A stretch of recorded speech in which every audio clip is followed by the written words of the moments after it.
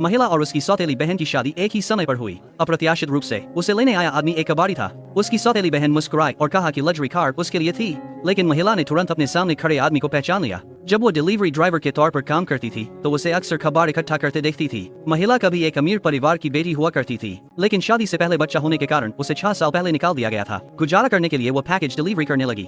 आज उसके पिता अचानक उसे घर ले आए। वो चाहते थे कि उसकी सौतेली बहन के बजाय वो कबाड़ी से शादी करे और उसकी सौतेली बहन एक अमीर आदमी से शादी करेगी। जल्द ही शादी का दिन आ गया। महिला अपने बेटे को लेकर कबाड़ वाले तिपहिया वाहन पर बैठ गई। जब वो आदमी के घर पहुंची तो उसने देखा कि आंगन खाली पेय बोतलों से भरा था।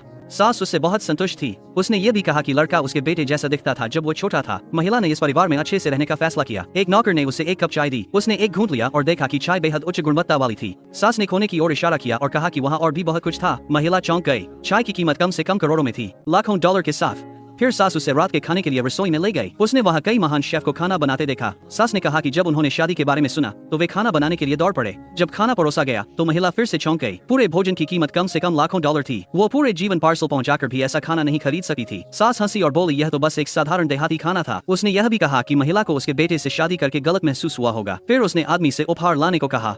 महिला ने डिब्बा खोला और महंगे गहने पाए। उसने आदमी से पूछा कि क्या वो सच में कबाड़ इकट्ठा करने वाला था। आदमी ने कहा कि उनका परिवार पीने की बोतलों से लेकर हवाई जहाजों तक सब कुछ इकट्ठा करता था। महिला ने घबराकर पूछा कि क्या उसका परिवार बहुत अमीर था। आदमी ने कहा कि उसका परिवार गरीब था। उनका अधिकांश पैसा व्यवसाय में लगा था। उनके पास केवल 2 अरब डॉलर से थोड़े अधिक उपलब्ध थे। महिला को आखिरकार एहसास हुआ कि उसने एक छिपे हुए अरबपति से शादी की थी। इसी बीच उसकी सौतेली बहन सोच रही थी कि वो कचरा उठा रही थी, लेकिन उस रात उसके पति ने उसे घुटने टेककर अपने पैर धोने को कहा।